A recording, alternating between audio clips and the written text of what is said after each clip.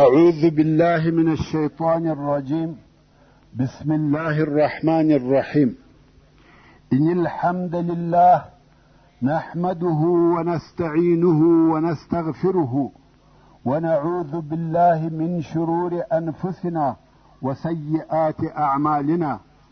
من يهده الله فلا مضل له ومن يضلل فلا هادي له، وأشهد أن لا إله إلا الله وحده لا شريك له، وأشهد أن محمدا عبده ورسوله صلى الله عليه وآله وسلم تسليما كثيرا. أما بعد، د سرور کائنات صلى الله عليه وآله وسلم ژوند. محترم ورونو، زموږ قصه دې ځای ته رارسېدلې وه. د کعبې شریفې د هغه وخت بنا او تعمیر داسې نه و لکه دغه اوسنۍ بنا. د دغه څخه فرق درلودی.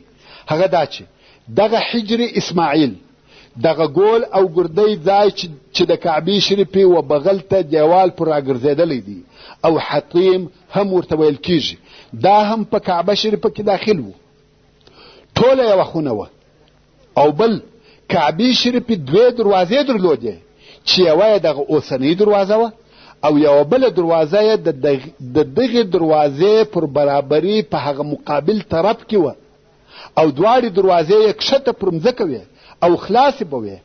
خلق به د یوه طرفه ورننوتل او د هغه بله طرفه څخه به وتل، لکه څرنګه چې په بخاري شریف کې حدیث دی چې رسول الله صلی الله علیه و آله وسلم د مکې مکرمې تر فتح وروسته و حضرت عایشې رضی الله عنها ته فرمایي: یا عایشه، که چیرې ستا قوم یعنی قریش د کفر و وخت ته نږدې نه وای، ما به کعبه نړولې وای او د ابراهیم علیه السلام پر اساس به مې جوړه کړې وای او دغه حجر به مې پکښې داخل کړی وای او دوې دروازې به مې ورکړي وای چې د یوې څخه خلق ورننوځي او پر هغه بله وځي. دا په صحیح البخاري کې د کعبې شریفې د پخوانۍ بنا صفت او بیان دی. اوس چې قریشو د کعبې شریفې په بنا شروع وکړه، هغه مال چې دوی راټول کړی وو د کعبې شریفې د پوره جوړولو دپاره لږ وو. نو دوی وویل دونه به جوړه کو چې په دغه راټولو سوو پیسو جوړېدلی سي، ځکه اوس د دوی دپاره دوې لارې وې چې د هغو څخه به یوه اختیاروي. هغه دا چې یا به نورې پیسې ټولوي، پر حلال او حرام به نه کیږي، یا به کعبه شریفه د پیسو د نیستوالي په سبب کمه او ناقصه جوړوي. قریشو دغه دوهمه لار خوښه کړه. که څه هم دوی کولی سوای چې نورې پیسې ټولې کړي، مګر هغه پیسې به د ظلم، ربا یا داسې نور حرام مال څخه وای، نو یې دا ښه او بهتره وبلل چې کعبه شریفه به دونه جوړه کو څونه چې په حلال مال جوړیږي، خو نجس او حرام مال به نه په ګډوو. نو یې د ډبرو په استکولو شروع وکړه. د دغه دیواله ډبرې استکوي یوه طرف ته یې ایږدي، د دیوالو د نړېدو څخه چې فارغه سوه نو غواړي چې اساس او تعداو یې هم وکیني او د هغه تعداو څخه یې نوې جوړه کړي. نو یې تر دیواله لاندې حصه د ننه په مځکه کې هم وکیندل. خو چې مځکه یو څه کښته سوه، ویې لیده چې په مځکه کې زرغونې ډبرې دي او دا ډبرې د اوښانو د بوکو پر اندازه یوه ډبره د بلې یوه څنګ ته اوډل سوې پرتې دي. دوی ډېر په تعجب کې سوه. نو د دوی څخه یوه نفر دا اراده وکړه چې دغه ډبرې هم راوکاږي. کم وخت چې کلنګ تر ډبرې لاندې کړي او لږ یې راپورته کړه، د ډبرې د کښته څخه یو شدید نور او روښنایي راښکاره سوه. دونه قوي رڼا وه چې قریبه وه دغه سړی د دغه رڼا په سبب ړوند سي. کلنګ یې د لاسه ولوېدی او ډبره بیرته پر هغه خپل ځای ولوېده. قریشو چې دا حالت ولیدی ویل په زرغونو ډبرو کار مه لرئ، پر دغه ډبرو دیوال پورته کړئ. نو یې شاوخوا ټوله دیوال تر دغه زرغونو ډبرو پورې ایسته کړئ او د دغه زرغونو ډبرو څخه یې نوې بنا شروع کړه. دیوال پورته سو تر څو چې د حجر اسود و اندازې ته ورسېدی. اوس نو حجر اسود ایښول کیږي او بیا نور دیوال پر پورته کیږي.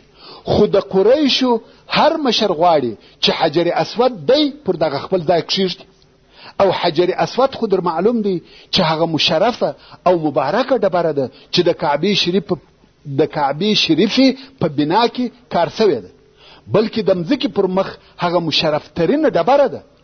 او د هغې په باره کې زموږ عقیده دا ده چې دا یوه ډبره ده چې نه ضرر رسوي او نه فایده. لکه څرنګه چې په حدیث شریف کې راغلی دي کم وخت چې حضرت عمر فاروق رضی الله تعالی عنه راغلی او غوښته یې چې حجر اسود مچ کړي، نو یې په لوړ آواز وویل چې خلک یې واوري، ویل والله زه پوهېږم چې ته ډبره یې، نه فایده رسولی سې نه تاوان، خو کما رسول الله صلی الله علیه و آله وسلم نه وای لیدلی چې ته مچولې ما به نه وای مچ کړې. اوس موږ هم دا ډبره مچوو، نه په دې سبب چې چاته نفع یا ضرر رسوي او نه په دا ډبره کې د الوهیت او خدایي یو شی سته، بلکې صرف د رسول الله صلی الله علیه و آله وسلم متابعت دی. که هغه صلی الله علیه و آله وسلم نه وای مچ کړې موږ به هم نه مچولی، نو زموږ دپاره مچول سنت دی. او رسول الله صلی الله علیه و آله وسلم ولی حجر اسود مچ کی؟ ځکه دا د جنت د ډبرو څخه ده.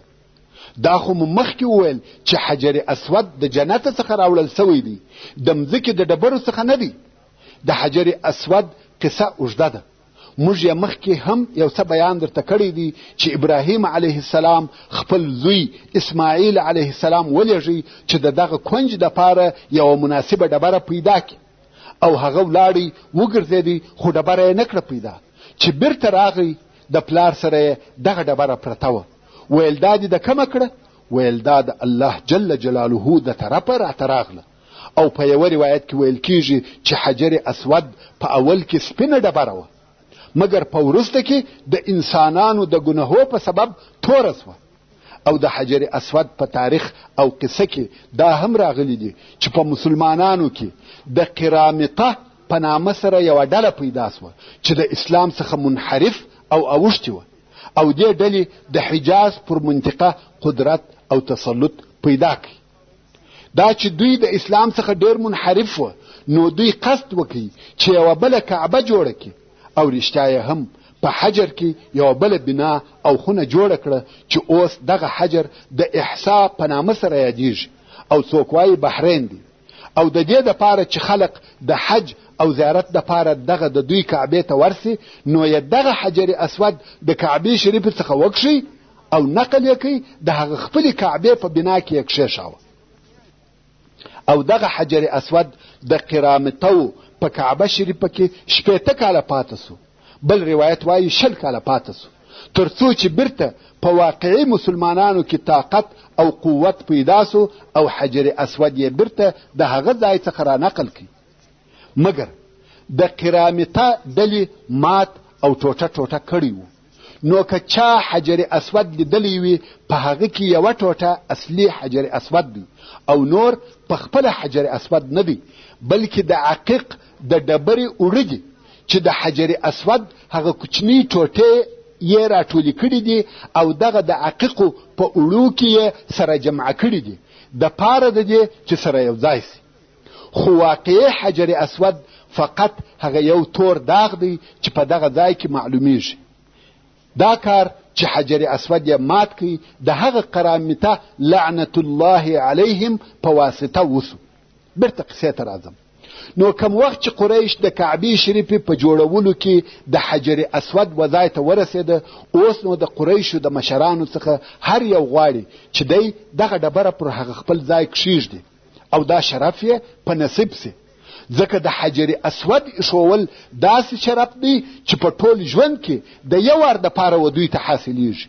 د حاجیانو سقایا یا رفاده داسې شرف دی چې هر کال مکرریږي، په هر کال کې سته، مګر دا شرف په عمر کې د یو وار دپاره دی.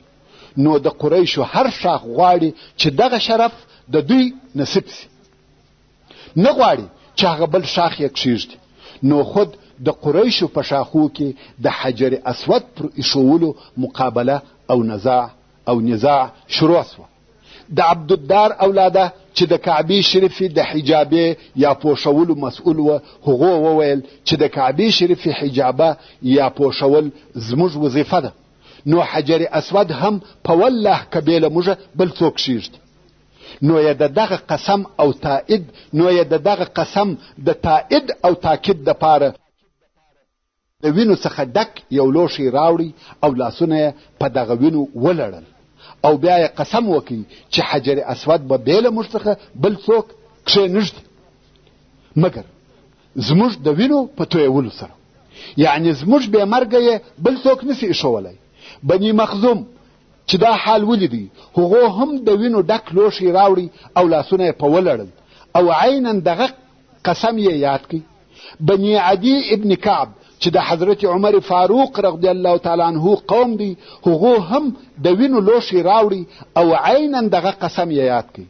مسأله ډېره خطرناکه سوه، قریبه ده چې دا فتنه اور واخلي او په خپله قریش سره ووژني. د قریشو هر شاخ ځانونه د جنگ دپاره تیار او آماده کړي دي. ټولو قسم کړی دی چې حجر اسود به بې له موږ څخه بل څوک نه کښېږدي او نه یې ایښولی سي. ورونو دا د قریشو ژوند او حالت و. هره مسئله چې په هغه کې شرف او عزت وي دوی تیار او آماده دي چې د هغه شرف د حاصلولو دپاره خپل ځانونه قتل او قرباني کړي.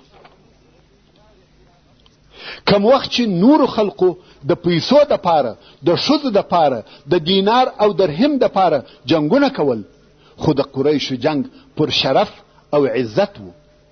په دغه خطرناک حالت کې د دوی په مابین کې یو هوښیار سړی پیدا سو چې تر ټولو قریشو په عمر زیات و. ویل کېږي چې په دغه وخت کې د ده عمر 100 کاله و او د دغه سړي نوم ابو امیه ابن مغیره و.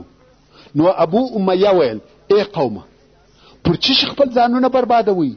که تاسې په خپل مابین کې سره وجنګېږئ د قریشو څخه به څوک پاته سي؟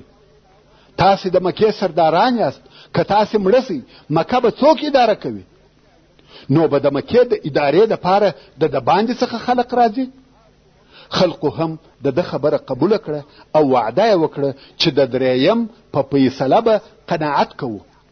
بیا یې د ابو امیه څخه پوښتنه وکړه چې څوک قاضي او فیصله کوونکی وټاکو. ابو امیه ویل ستاسې فیصله به هغه څوک درکوي کم چې دغه د بني شیبه د دروازې څخه اول را داخل سو، یعنی کم سړی چې د دغه دروازې څخه اول و حرم ته داخل سو حکم او فیصله و هغه ته پرېږدي. هر څه چې هغه نفر وویل هغه به قبلوي. ټولو خوښه کړه او په انتظار دي چې څوک به د دغه دروازې څخه راسي. الهي حکمت ته وګورئ. په دغه وخت کې خیر البشر محمد مصطفی صلی الله علیه و آله وسلم د بني شیبه د دروازې څخه و حرم ته ور داخل سو. ټولو نارې کړه الصادق الامین الصادق الامین، راضیو راضیو، یعنی دا څونه ښه کار وسو چې صادق الامین راغلی. هو موږ ټوله د ده په حکم او فیصله خوښ او راضیو. اوس نو یو لوی عقل پکار دی چې د دې فتنې فیصله وکړي. عقل او حکمت، دانایی او هوښیاري پکار ده چې د خلقو د مابین څخه خصومت او عداوت پورته کړي. قضا او حکم کول آسانه کار نه دی. د دغه قاضي هر خطا امکان لري چې د قریشو د جنگ او تباهی سبب وګرځي. دلته باید سړی د حکمت څخه کار واخلي او تاسې د رسول الله صلی الله علیه و آله وسلم ولوی حکمت ته وګورئ. کم وخت چې ورسول الله صلی الله علیه و آله وسلم ته حال وویل سو او د دوی د نزاع سبب خور معلوم و، نو یې خپل مبارک پټو د اوږو څخه ایسته کړي او پر ځمکه یې اوار کړي، د کعبې شریف څخه لرې، او حجر اسود یې په خپلو مبارکو لاسو پر دغه پټو کښېښاوه. اوس حجر اسود د کعبې شریفې څخه یو څو متره لرې هلته پروت دی. نو یې د قریشو و رئیسانو ته ور غږ کړه، ویل اوس نو په ټولو دغه پټو پورته کړي. په دې پورته کولو کې د قریشو د هر شاخ مشر حصه واخیسته او حجر اسود یې د دغه ځای څخه تر کعبې شریفې پورې یوړی و هغه خپل ځای ته یې ورساوه. بیا نو په خپله رسول الله صلی الله علیه و آله وسلم حجر اسود د هغه پټو څخه واخیستی او د کعبې شریفې په بنا کې یې په خپلو مبارکو لاسو پر هغه خپل ځای کښېښاوه. و دغه حکمت ته متوجه سواست چې د دغه ځای څخه په پټو کې پورته کې دغه مشران فکر کوي چې موږ نو څه کار وکړي، هېڅ مو نه دي کړي. نو ځکه حجر اسود یې لرې یووی د کعبې شریفې څخه او هلته یې په پټو کې کښېښاوه. د هغه ځای څخه د قریشو مشرانو هر یوه د پټو یوه څنډه نیولې ده او تر کعبې شریفې پورې یې راوړي. معلومه سه چې هر یوه یو کار وکړي او په دغه کار کې حصه واخیسته.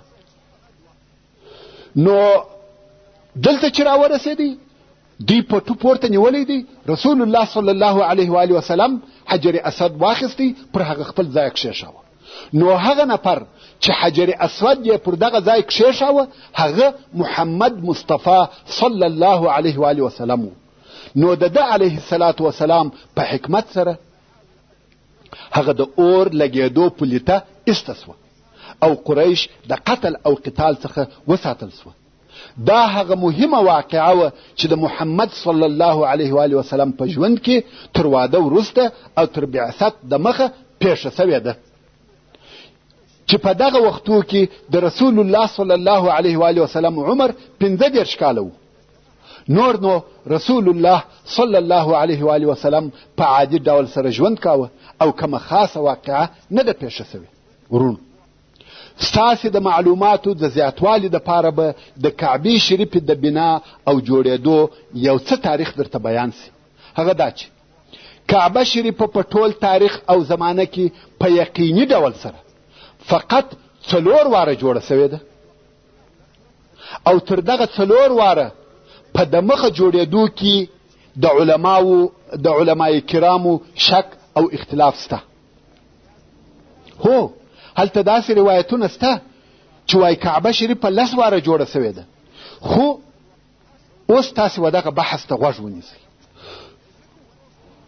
اول وار د کعبې شریفې جوړېدل هغه دي چې ابراهیم علیه السلام د خپل زوی اسماعیل علیه السلام په کومک سره جوړه کړه، چې دا هغه د الله عز وجل د امر پر ځای کول وه او دغه جوړېده په قرآن مجید او صحیح احادیثو سره ثابت دی.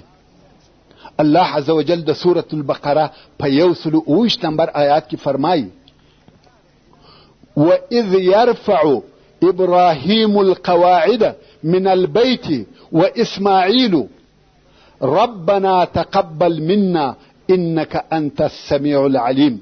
یعنی ای محمد صلی الله علیه و آله وسلم هغه وخت یاد که چې ابراهیم علیه السلام او اسماعیل علیه السلام د کعبې شریفې تاداونه او بنیادونه پورته کول او دواړو به ویل: ای زموږ ربه ته دغه کار زموږ څخه قبول که.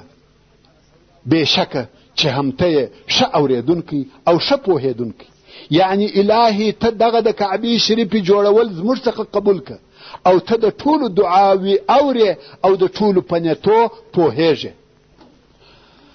او په دې باره کې صحیح احادیث هم خورا ډیر دي چې په رانقلولو سره یې بحث اوږدیږي. او د دغه بنا په باره کې د تاریخ کتابونه او علمای کرام وایي چې د ابراهیم علیه السلام د کعبې شریفې د دیوالو لوړوالی 9 ذراعه و او اوږدوالی یې 10 ذراعه و او د کعبې شریفې بر 22 ذراعه و او بیله چته وه، یعنی چت او بام یې نه درلودی. او د کعبې شریفې 2 وار جوړول دغه دي چې قریشو تر بعثت او اسلام د مخه جوړه کړه او د دغه وار په جوړولو کې رسول الله صلی الله علیه و آله وسلم هم اشتراک کړی دی. او په دې وار کې د کعبې شریفې د دیوالو لوړوالی 18 ذراعه کوي، خو د اوږدوالي څخه 6 ذراعې او د ذراع یو څه حصه د مال د کمبودۍ په سبب پرېښول، چې دا هغه ځای دی چې حجر یا حتم ورته ویل کیږي. او د کعبې شریفې و شمالي طرف ته دی او د کعبې شریفې دروازه یې د مځکې څخه لوړه کړه. دا د دې دپاره چې څوک بې له اجازې د قریشو دننه ور نسي، چې په دغه باره کې رسول الله صلی الله علیه و آله وسلم د مکې مکرمې تر فتح وروسته و حضرت عایشه رضی الله عنها ته فرمایي یا عایشه که ستا قوم یعنی قریش د جاهلیت و وختو ته نږدې نه وای ما به د کعبې شریفې د نړولو امر کړی وای خو په نوي جوړولو کې به مې هغه حصه پکښې داخله کړې وای کومه چې ځینې ایستل سوې ده او د مځکې سره به مې برابره کړې وای یعنی د کعبې شریفې د ننه مځکه به مې دونه کښته کړې وای چې د مځکې سره برابره وای او یوه دروازه به مې د شرق و طرف ته ور کړې وای بله د غرب و طرف ته نو به دغه جوړوالی هغه د ابراهیم علیه السلام پر اساس وای او دریم وار جوړېده هغه دی کوم وخت چې کعبه شریفه د یزید ابن معاویه په زمانه کې د ده د لښکرو د طرفه وسوځل سوه چې د هغې واقعې خلاصه دا ده د 16 سنې په آخر کې د یزید لښکرو د حسین ابن نمیر السکونی په قومنداني عبدالله ابن زبیر رضی الله تعالی عنه چې د مسلمانانو خلیفه او امیر المؤمنین و د یزید په امر په مکه مکرمه کې محاصره کوي او بیا یې کعبه شریفه په منجنیق وویشته کعبه شریفه ونړېده او وسوځېده عبدالله ابن زبیر رضی الله تعالی عنه د حج تر موسمه انتظار وکړي څو چې خلق د هر ځای څخه د حج دپاره راغله نو عبدالله ابن زبیر رضی الله تعالی عنه مشوره ورسره وکړه ویل ای خلقو ما ته د کعبې شریفې په باره کې مشوره راکړي ټوله ونړوم او بیرته یې د سره جوړه کړم او کې دغه نړېدلي ځایونه ورترمیم کړم عبدالله ابن عباس رضی الله تعالی عنه وویل زما نظر دا دی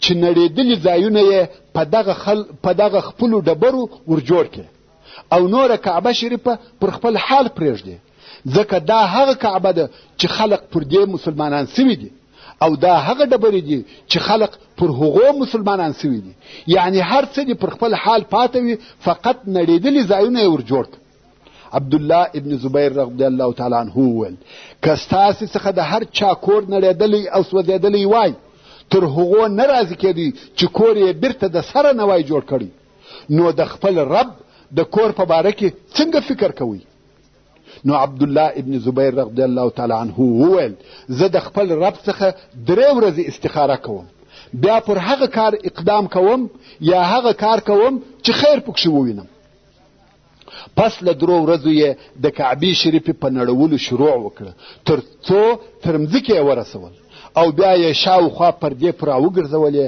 او د کعبې شریفې په نوې بنا یې شروع وکړه او هغه 6 ذراعه خالي مځکه چې د حجر په نامه دغسې پرېښول سوې وه هغه یې هم پکښې داخله کړه او د کعبې شریفې د دیوالو په لوړوالي یا جګوالي کې یې تر پخوا نور هم 10 ذراعه زیات کړه او 2 دروازې ورکړې چې پر یوه دروازه به خلق ورننوتل او پر هغه بله به وتل خو دغه زیاتوب یا تغییرات یې د هغه حدیث شریف په جرأت سره وکړه کم چې حضرت عایشه رضی الله تعالی عنها د رسول الله صلی الله علیه و آله وسلم څخه روایت کړی دی او د مخه درته بیان سو وصلى الله تعالى على خير خلقه محمد وآله وأصحابه وأهل بيته أجمعين والسلام عليكم ورحمة الله وبركاته.